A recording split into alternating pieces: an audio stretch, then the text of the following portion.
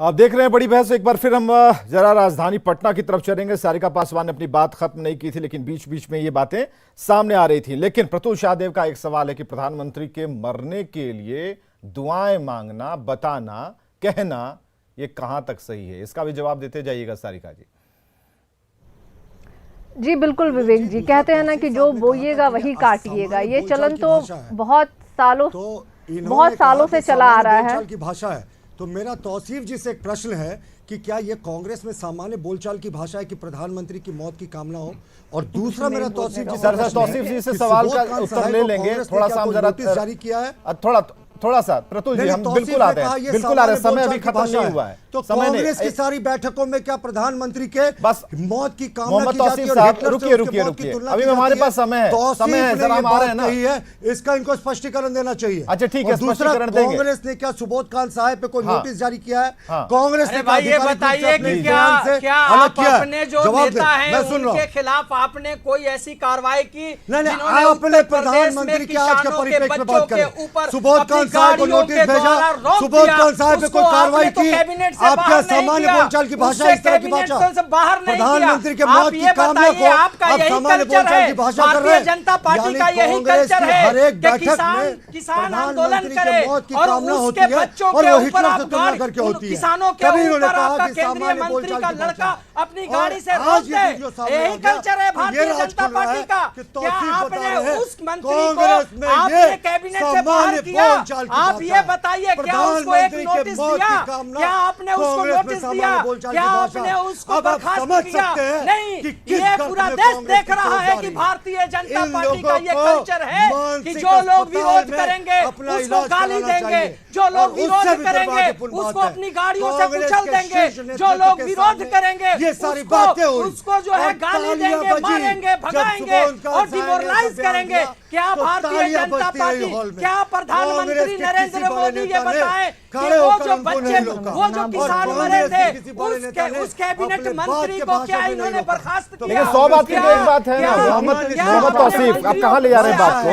एक छोटा सा सवाल आपसे पूछा, इतना लंबा कर दे दिया। हम आपसे एक ही सवाल कह रहे हैं ना कि कुछ भी प्रधानमंत्री है ना, कुछ भी तो नहीं कह सकते ना, कुछ भी तो नहीं कह सकते ना। हिटलर से तुलना, मौत की कामना, क्या होगा, क्या है? राज्य को बताइए, आप नेशनल टीवी पे बैठे हुए बताइए कि किसानों के ऊपर जो रो था अब कहां चले जा रहे हैं? अरे किया? तौसीफ साहब रुकिए, प्रतुल जी अब मत छेड़िए जरा। आप बताइए, अनुराग ठाकुर ने गाली दिया तो क्या उनको आपने बर्खास्त किया? आप बताइए, आपने नोटिस दिया? क्या प्रधानमंत्री जी ने नोटिस दिया? उनके कैबिनेट में ये मंत्री है। ये बताइए, ये कल्चर भारतीय जनता पार्टी का है। इन लोगों को कैसे, किस तरह से मौत के घाट उतारना है, ये कांग्रेस का नहीं है। कांग्रेस ने इस देश को खून और पसीने से सींचा है। कांग्रेस ने दो प्राइम मिनिस्टर ने अपनी जान गंवाई है। इंदिरा गांधी, राजीव जरा तो हम रुकवा दें प्रतुल शाहदेव जी, मोहम्मद तौसीफ, हम रुकवाए क्या? ऑडियो विजुअल जरा रुकवा दें क्या? लोकतंत्र में लड़कर के जीत करके आप आए हैं और प्रधानमंत्री बने हैं। ठीक है, एक मिनट सर, एक मिनट रुकिए। अब आप लोग रुक जाइए, अब रुक जाइए जरा। हम जरा सारिका पासवान जी के पास चलते हैं। सारिका पासवान जी अपनी बात खत्म कीजिए। मनोज शर्मा जी भी बैठे हैं। ठीक है, जरा ऑडियो डाउन कीजिए भाई। विवेक जी, हाँ, बहुत बहुत धन्यवाद विवेक जी मुझे मौका देने के लिए, वरना मुझे तो लगा आज मुझे बोलने नहीं, ऐसे कैसे आपको घर जाने देंगे। खैर चलिए। देखिए, जब मैं इस डिबेट के लिए आ रही थी और जब मुझे पता चला कि प्रधानमंत्री का पद है जो संवैधानिक होता है और उस पद के खिलाफ बहुत लोगों ने कुछ अभद्र टिप्पणियां की हैं, तो फिर मैंने थोड़ा सा सोचा कि जान लूं कि ये संवैधानिक पद अभी 2014 के बाद हुआ है या 2014 से पहले भी ये पद संवैधानिक था?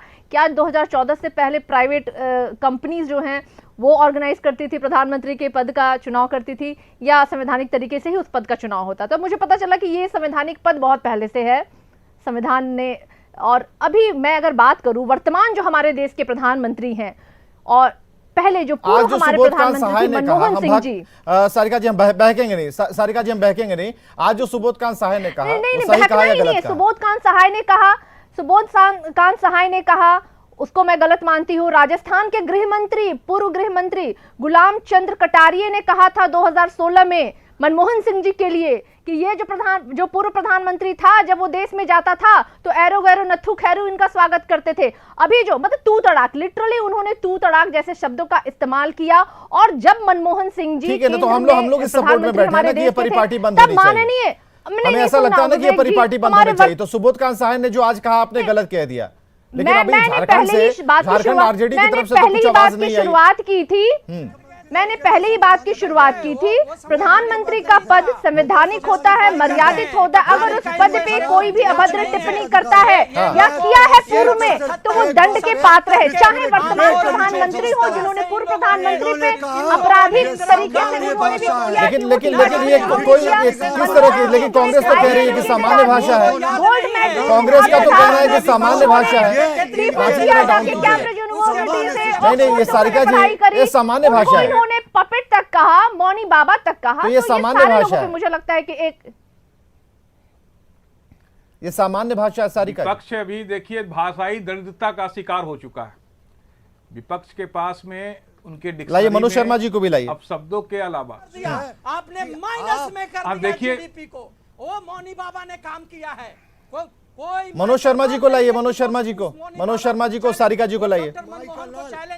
नहीं, सवाल जवाब तो देखिए विवेक जी, हाँ, अभी संपूर्ण विपक्ष भाषाई दरिद्रता का शिकार हो चुका है। राजनीति के धरातल पर बीजेपी के जनाधार के मामले में कांग्रेस और कोई भी विपक्ष बड़े भारतीय जनता पार्टी के नहीं, तो आप अकेले दो के बराबर है। महिला सशक्तिकरण पर बिहार में बहुत ध्यान दिया गया है। एक ऐसी डिक्शनरी ऑफ स्लैंग गढ़ा है जिसमें वो माननीय प्रधानमंत्री नरेंद्र मोदी जी को बार बार अपशब्दों से नवाज सके, और वो भी अपशब्द ऐसे नहीं जो कि इसी देश के प्रधानमंत्री पद के गरिमा के अनुरूप नहीं हो।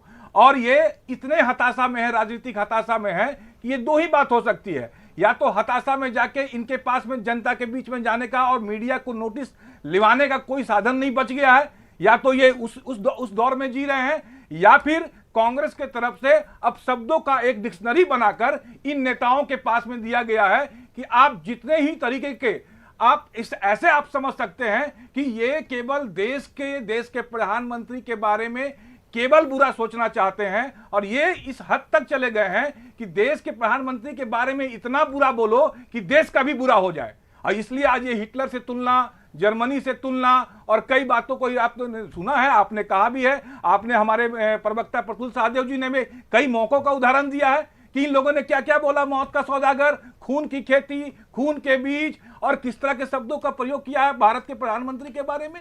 और वो प्रधानमंत्री जो पिछले कई वर्षों से किसी एक दल को अगर किसी भारत की जनता ने पूर्ण बहुमत दिया है और आप उसको ऐसा बोल रहे हैं, आप इस देश का नुकसान कर रहे हैं। अंतर्राष्ट्रीय पटल पे इस देश की क्या इमेज बन रही है, जहां पे प्रधानमंत्री से सर्वोच्च पद जिसे जनता ने सीधे चुना है, उसके बारे में आप क्या क्या बोल रहे हैं। हाँ ठीक है, तो सारिका जी क्या सपोर्ट हो रहा है? क्या कि झारखंड आरजेडी जो है क्या इस बात को सपोर्ट कर रहा है? देश में ना जाने कितने बेरोजगार लोग हो गए हैं। जो रोजगार कांग्रेस ने दिया था उसको भी आप लोगों ने छीन लिया। उसके बारे में भी जरा कुछ बोल दीजिए, क्यों नहीं बोलते हैं? विवेक जी मुझे 10 जी प्रतुल जी, ये ठीक है प्रतुल जी हमारे, हाँ प्रतुल जी बताइए। ये रोजगार देने वाले लोग हैं नहीं। इनके यूपीए की सरकार ने 10 वर्ष में रोजगार दिया था, उतना रोजगार हम अपने 7-8 वर्षों में दे चुके हैं। कर दिया। रोजगार की बातें करना है माइनस जीडीपी में मॉडल है वो फेल करता है रोजगार का। रोजगार रुकिए मनोज शर्मा जी, रुकिए, इसमें आपकी आवाज दब गई है। मनोज शर्मा जी आपकी आवाज दब गई है। दूर जाके या अन्यत्र सारे विषय लेके उस पर केंद्रित होने की कोशिश ही नहीं करेंगे। इसलिए कांग्रेस के पास में ना कोई नीति है, ना कोई दृष्टि है, ना कोई इनके पास में नेतृत्व है, ना इनके पास में जमीन है, ना इनके पास में आसमान है। इनके पास में है बैठे हुए कुछ लोग जिनको ये संतुष्ट करना चाहते हैं और इन हथकंडों का सहारा लेते हैं। इन्हें मीडिया नोटिस भी नहीं लेती है, इन्हें जनता नोटिस भी नहीं लेती है। ठीक है, प्रतुल जी और मोहम्मद तौसीफ जी को ही लाइए स्क्रीन पर। प्रतुल जी और मोहम्मद तौसीफ जी को। हमारे देश के नौजवानों को आप चौकीदार बनाएंगे। ये 5 साल 4 साल की नौकरी दे करके चौकीदार बनाएंगे। आप उनको चौकीदार बनाएंगे? बिल्कुल नहीं, ये बर्दाश्त होगा। किसके बनाने पर प्रधानमंत्री बनते हैं? मोहम्मद तौसीफ किसके बनाने पर प्रधानमंत्री बनते हैं? मोहम्मद तौसीफ किसके बनाने पर प्रधानमंत्री बनते हैं? हमारे आपके सबके बनाने पे ना। हमारे आपके बोलने, हमारे आपके चाहने पे ही ना प्रधानमंत्री बनते हैं। मोहम्मद तौसीफ आप नहीं चाहे होंगे, लेकिन इतना बड़ा जनाधार है ना उनके पास। ये बताइए क्यों नहीं बोलते हैं? अब इतना बड़ा जनाधार है प्रधानमंत्री के साथ, उसके बाद भी आपको शक है? की भाषा है। नहीं तो- हिटलर की मौत की तुलना इन्होंने प्रधानमंत्री से सामान्य भाषा कह दी। ये कांग्रेस के कल्चर तो आपका इन्होंने है, कहा है आपका कल्चर है कि आप रोकते हैं, आप मारते हैं, अरे लेकिन फिर भी आपके प्रधानमंत्री नोटिस नहीं लेते हैं। पूरे देश में एहतजाज होता है, प्रोटेस्ट होता है कि उस मंत्री को आप कैबिनेट से निकालिए, लेकिन आप नहीं निकालते हैं। आप बताइए, सुबोध कांत साहब जी को बाहर निकाल दीजिए, पूरे देश में शुरुआत कीजिए। सुबोध कांत साहब पर एक्शन ले लीजिए, आप शुरू कीजिए, नजीर पेश कीजिए। मोहम्मद तौसीफ कांग्रेस अगर ये काम कर सकती है तो करे। सुबोध कांत साहब को कहिए कि ठीक है, आपने अनर्गल बयान दिया, आप बाहर चले जाइए। 6 साल के लिए आपको बाहर करते हैं। नोटिस नहीं किया कांग्रेस ने, कांग्रेस के किसी नेता ने उस बयान से किनारा नहीं किया। अब आप समझ सकते हैं आप ये बताइए, आप अनुराग ठाकुर को कौन सी नोटिस दिया? आप कपिल मिश्रा को कौन सी नोटिस दिया? आप बताइए, आप होम मिनिस्टर जो मिश्रा हैं उनको कौन सी नोटिस दिया? अरे आप दे दीजिए ना, उनको बर्खास्त किया। अरे कांग्रेस दे देना, कांग्रेस दे दे नोटिस, क्या ये कांग्रेस पहल कर दे। ये संविधान? अरे कांग्रेस सामने एग्जाम्पल सेट करे ना, उदाहरण पेश करे। केंद्र सरकार के खिलाफ, राज्य सरकार के खिलाफ जो प्रोटेस्ट करे, लेकिन आपके आज नहीं सुनेंगे। आज तो सुबोध कांत साहब भी अगर आ जाएंगे तो नहीं लगता है मोहम्मद तौसीफ सुनने वाले हैं। लेकिन उसको आपने नहीं बर्खास्त किया। आप आए हैं मुझे उपदेश देने के लिए, मुझे कल्चर बताने आए हैं। मेरा ही ये कल्चर है कि देश जो है संवारा गया है, जो आप चुन करके ये इंतखाब में जीत करके आकर के प्राइम मिनिस्टर बने हैं। ये लोकतंत्र को संवारने में कांग्रेस का हाथ है, लोकतंत्र को बनाने में आपने इतना ही संवारा तो बाहर हो गए। देश को आजाद कर, आपने इतना संवारा देश को कि आप बाहर हो गए। क्यों नहीं मिला? क्यों नहीं जनाधार आपको मिला? जनसपोर्ट क्यों नहीं मिला आपको?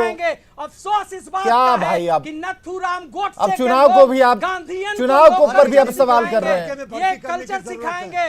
आप कांके में जाइएगा, बहुत जल्द जाइएगा, नहीं तो आप नथुराम गोडसे ने बापू को मारा था, उसका आप लोग समर्थन करते हैं, उसका आप लोग समर्थन करते हैं, उसका आप लोग समर्थन करते हैं। राष्ट्रपिता महात्मा गांधी, राष्ट्रपति महात्मा गांधी को नथुराम गोडसे ने मारा था या नहीं मारा था? कांग्रेस के किसी भी नेता के उसका आप समर्थन करते हैं, उसका आप समर्थन करते हैं। आप मौत की कामना क्या करिएगा? आप तो मौत के घाट उतार देते हैं। अब जरा वो बयान हम जरा सुनाते हैं जब सुबोध कांत साहब अपनी बात से पीछे हट गए। जरा इंतजाम करिए भाई उस बयान का। जरा कितनी जाने चली गई, सुनाइए, किसान आंदोलन तब में तक ये चलने 700 लोगों की दीजिए। जाने देखिए, चली गई। सुबोध कांत के नोटबंदी में चमचे जो है ना, 100 से ज्यादा लोग मर गए, तो आप लोग क्या बात करिएगा? आप क्या बात करिएगा? अरे नथुराम गोडसे के लोग क्या जस्टिफाई करेंगे? अपनी बात पर तो आप आ नहीं रहे हैं मोहम्मद तौसीफ, आप अपनी बात पे नहीं आ रहे हैं। क्या एक्शन लिया आपने सुबोध कांत साहब के ऊपर? प्रधानमंत्री को कहकर निकल रहे आप, अभी तक बात कर रहे हैं। आप एक्शन लीजिए, कांग्रेस को एक्शन लेना चाहिए। आप लीजिए ना भाई, आप उदाहरण सेट कीजिए ना, आगे जाके पीछे बीजेपी भी आएगी आपके।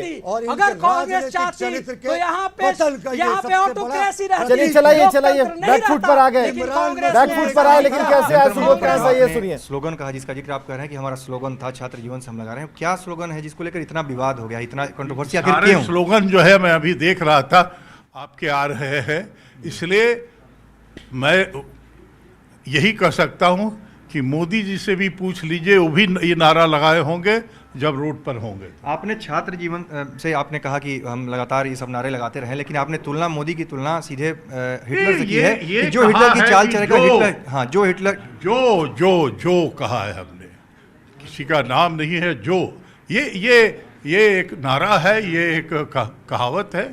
जो हिटलर की राह चलेगा वो हिटलर की मौत मरेगा, इस तरह की बात से ये किसी भी लोगों से पूछ ली, ये नारा है और ये परिस्थिति पे लोग कहते हैं। अपनी बात पर आप कायम, स्टैंड पर कायम हैं इस पर? नारा लगाया है तो हम विड्रॉ कैसे कर ले? कांग्रेस इससे अलग कर रही है, कि आपका निजी बयान है। सुबोधकांत का नारा है, कांग्रेस पार्टी का नहीं है। लीजिए, सुबोधकांत सहाय का नारा है, अपनी बात से पीछे नहीं हटेंगे और बोलते बोलते अंदर से अनकंफर्टेबल महसूस कर रहे हैं। आप समझ सकते हैं, उन्हें भी लग रहा है नहीं, उन्हें भी लग रहा है प्रतुल जी, उन्हें भी लग रहा है कि कुछ बातें गलत निकल गई हैं और ये नारा अभी तक हमने नहीं सुना। ये नहीं सुना सर, ये नारा हमने आज तक नहीं सुना। ये मुहावरा किस किताब में लिखा था हम नहीं पढ़ पाए, माफ कीजिएगा। ये मुहावरा, ये नारा हम न सुन पाए न पढ़ पाए, लेकिन जो हुआ गलत हुआ। आइंदे से इस बात की खबर रखिएगा और कांग्रेस पार्टी अगर एक्शन ले सकती है तो लीजिए अपने नेता पर एक्शन कि प्रधानमंत्री पद की गरिमा को उन्होंने तार-तार किया है, धूमिल किया है। तो फिलहाल इस डिबेट को यहीं पर समाप्त करते हैं। बहुत बहुत शुक्रिया आप सभी का आने के लिए, इस डिबेट का हिस्सा बनने के लिए, और सारिका पासवान, मनोज शर्मा जी को खास तौर पर धन्यवाद कि आप लोगों ने धैर्य बनाए रखा, कम कहा ज्यादा सुना। खबरें लगातार जारी हैं।